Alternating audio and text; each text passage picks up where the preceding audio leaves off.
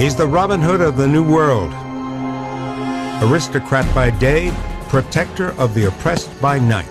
He causes a scandal, the like of which had never been seen before.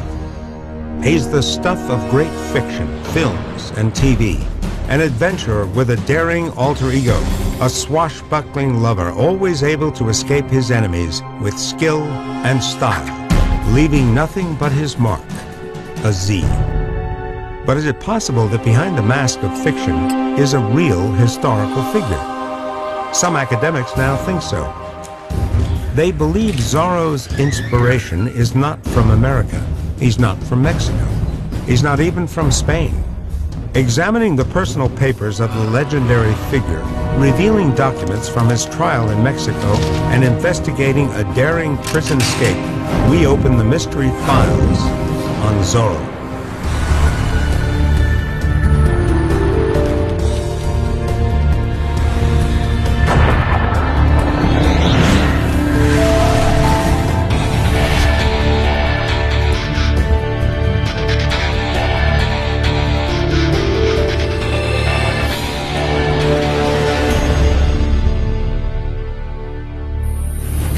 Mexico City, Christmas Day, 1650. A revolutionary figure is imprisoned by Inquisition judges. He climbs out of his cell, breaks through heavy doors, and flees over the prison walls to freedom. Overnight, the man spreads pamphlets throughout the city, declaring the judicial system as corrupt.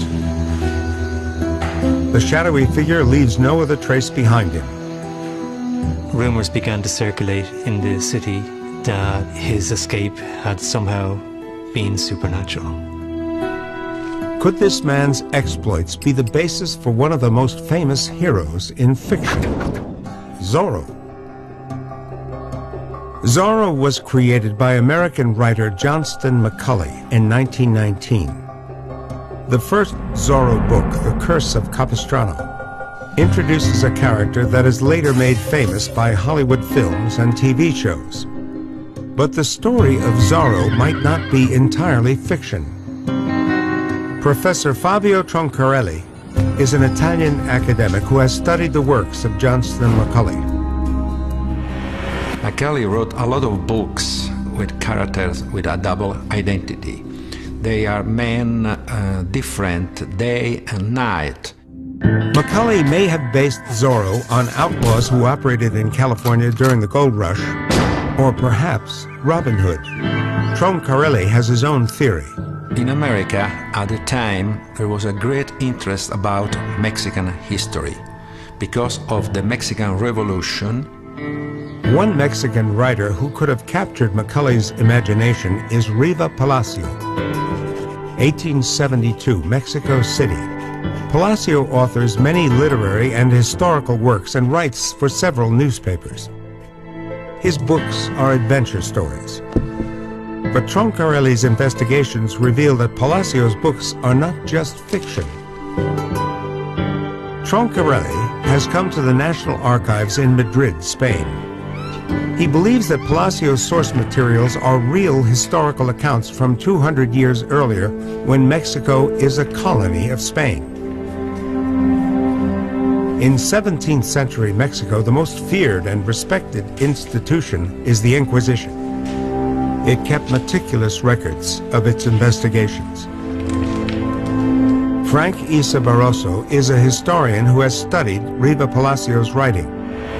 He spent significant amount of time going through the documents and the archives, and he had a fascination with the records kept by the Inquisition.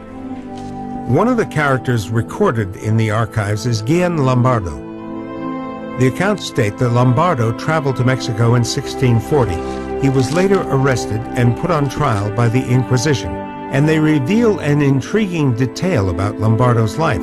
He is not Mexican or even Spanish. He is Irish. And his real name is William Lamport.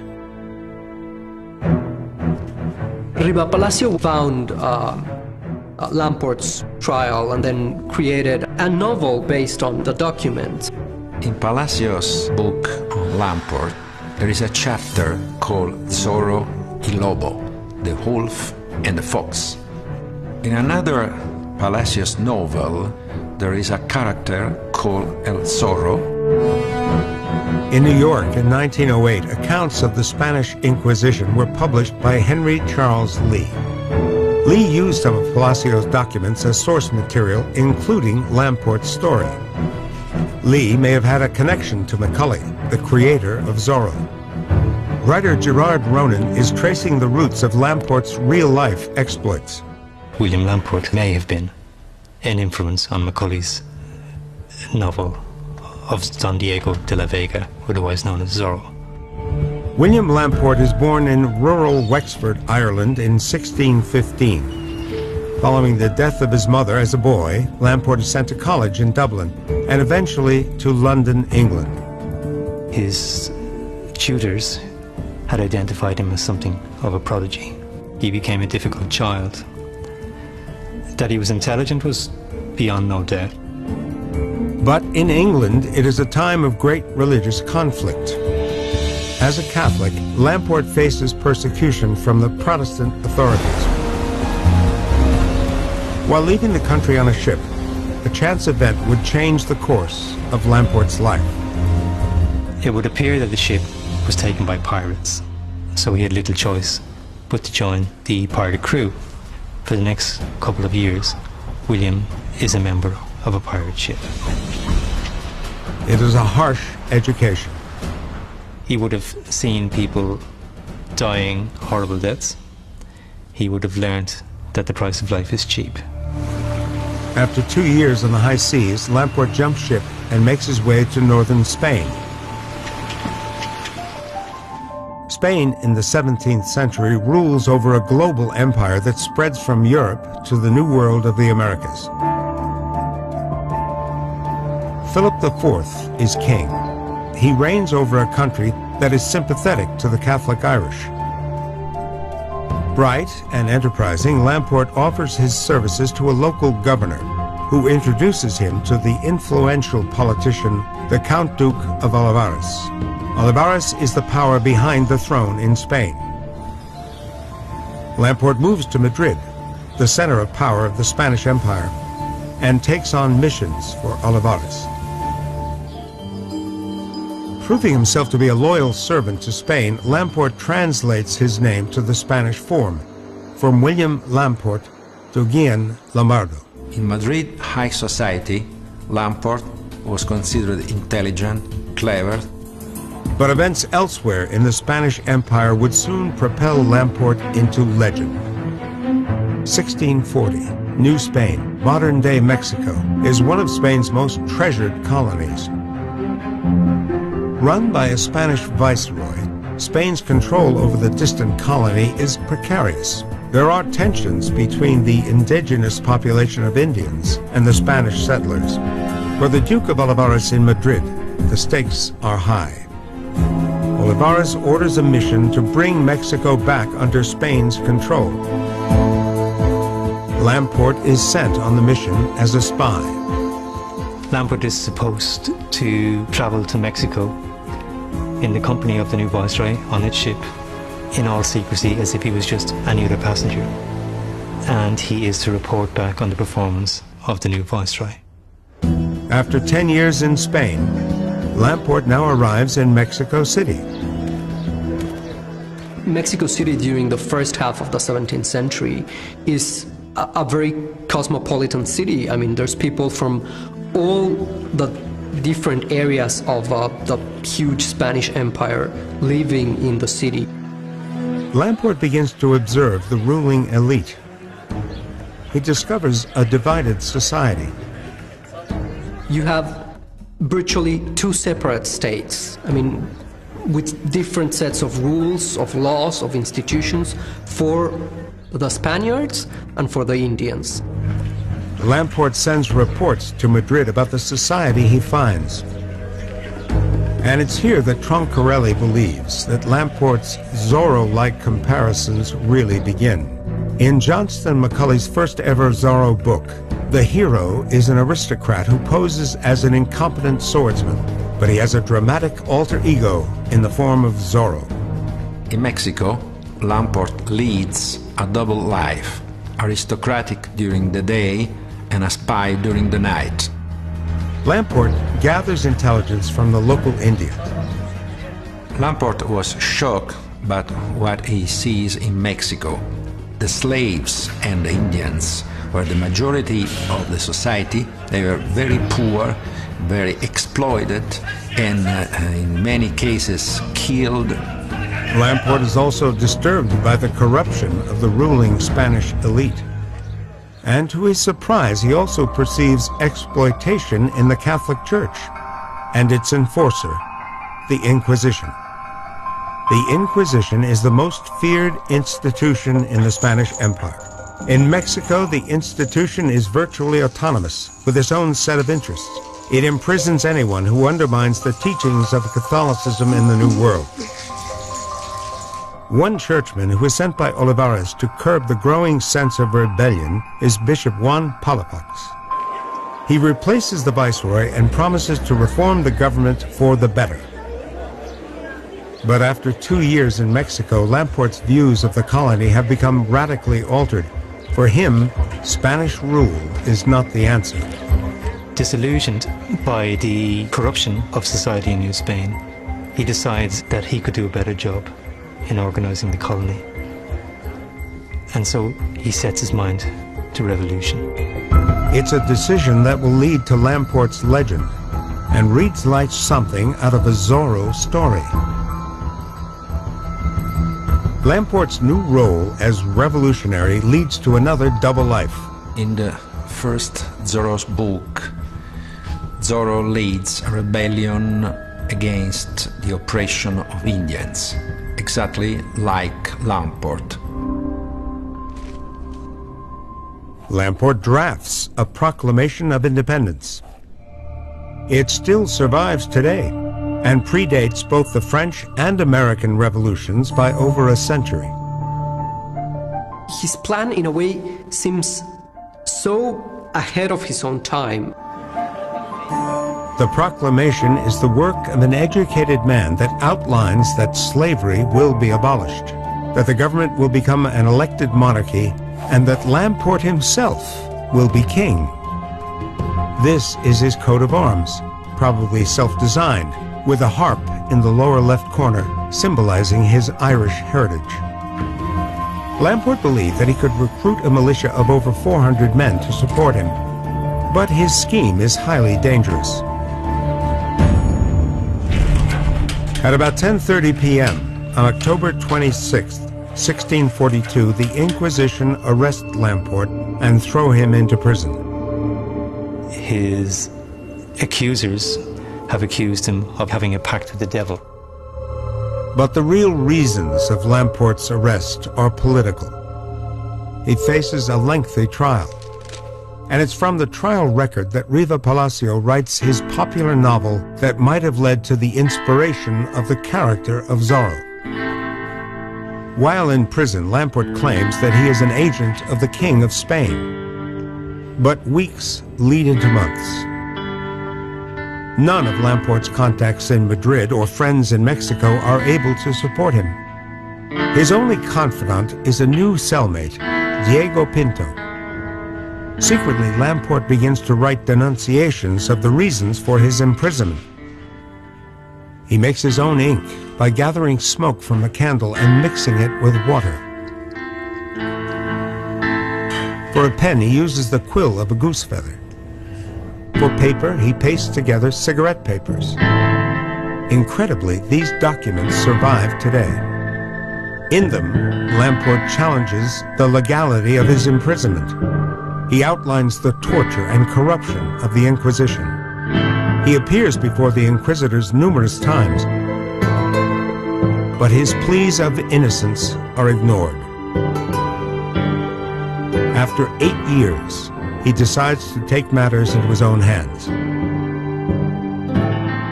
Christmas Day, 1650, the Inquisition prison in Mexico. High walls surround the complex like a fortress. Heavy doors and a locked iron gate blocks the corridor exits, and small cells keep the prisoners confined.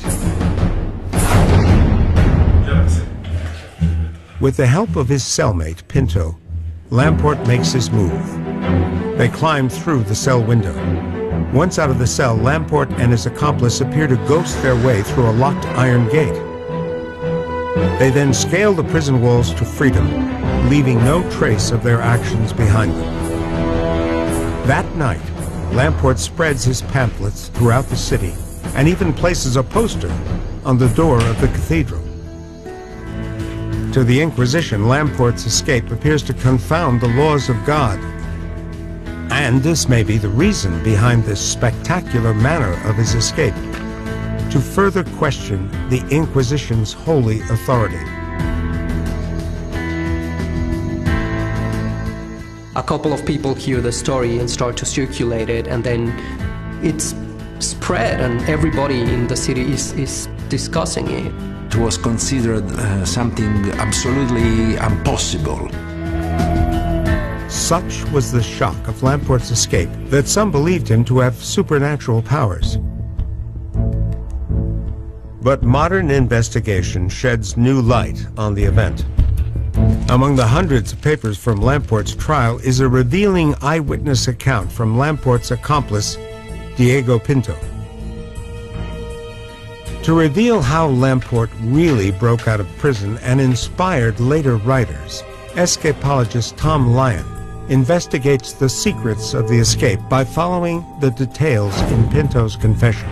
The key to an escape as bold and as challenging as this is definitely preparation. What's unique about Lamport's plan to escape is he doesn't only want to get free, but he wants to give the illusion that he's being helped by supernatural forces.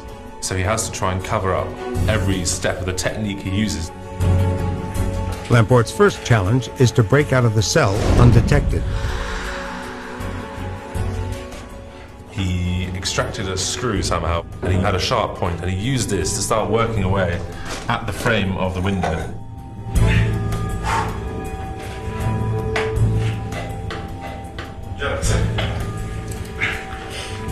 Lamport and Pinto climb through. The act of getting himself up to the window, out of the window, and down the other side would have been an extraordinary feat of contortion. This moment could be the source of the famous Z of Zorro. In Palacio's account of the prison break, the hero escapes by contorting his body into the shape of a Z, so as to fit the shape of a window. But Palacio's account is fictionalized. In Lamport and Pinto's real escape, they drop into the courtyard. Then Lamport is faced with his biggest challenge, a locked iron gate.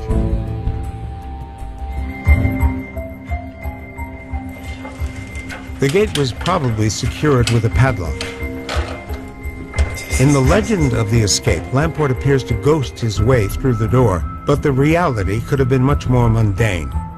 This is a rather intimidating looking lock, but on the inside it's very, very simple. What you have on the inside is a bolt which runs the length of the lock. It engages the shackle down here and is sprung, and that's what holds it in place. So if you don't have the correct key, there are still ways you can release this lock. Previously in his cell, Lamport had made a crowbar from an iron bar that was part of his bed. And with this crowbar he tried to force open the lock.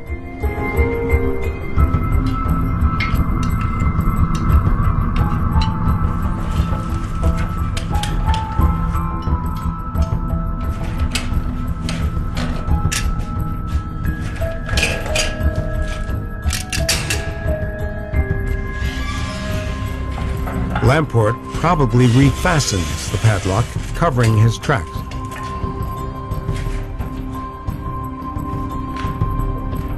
But then he is faced with his last hurdle, the prison's exterior walls. Earlier, Lamport had fashioned a ladder from 2 wooden beams taken from his cell. But when he got to the wall, he found that the ladder wasn't tall enough and he couldn't get over. And it looked like they were in real trouble until he spotted a stone trough. He balanced the ladder carefully on the trough, and this enabled him to get over the wall to freedom.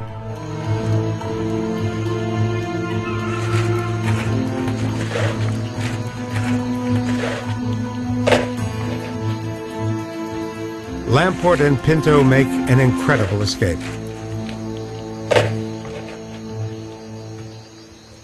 The following day, word went round town that this supernatural event had occurred at the prison. So his escape was a success in every sense of the word. Lamport uses his escape to broadcast the corruption at the heart of the Inquisition. But this is a plan that puts his newfound freedom in danger. The logical thing to do would have been to just run away, hide out, and try not to be found. But he makes a fatal error. Unlike his cellmate, Pinto, who successfully fled town, Lamport chooses to hide in the city. He is found and arrested just days later. While the fictional hero Zorro continues to evade the authorities, in contrast, Lamport's fate is sealed. After 17 years in prison, the Inquisition finds Lamport guilty of heresy. It prepares his public execution by fire. But some reports say that Lamport is ready to deny the Inquisition one more time. It appeared that as the flames began to reach him, he managed to somehow leap from the woodpile and hang himself by his iron collar. But the story of William Lamport lives on.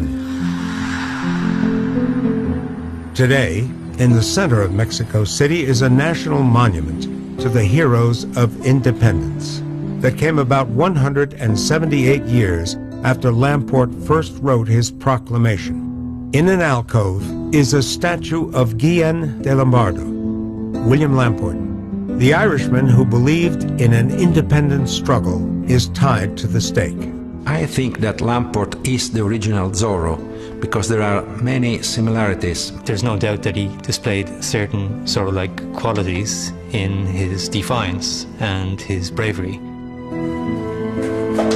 While there may be other inspirations for Zorro, William Lamport, a rogue Irishman in Mexico, may have a role as the original hero of legend.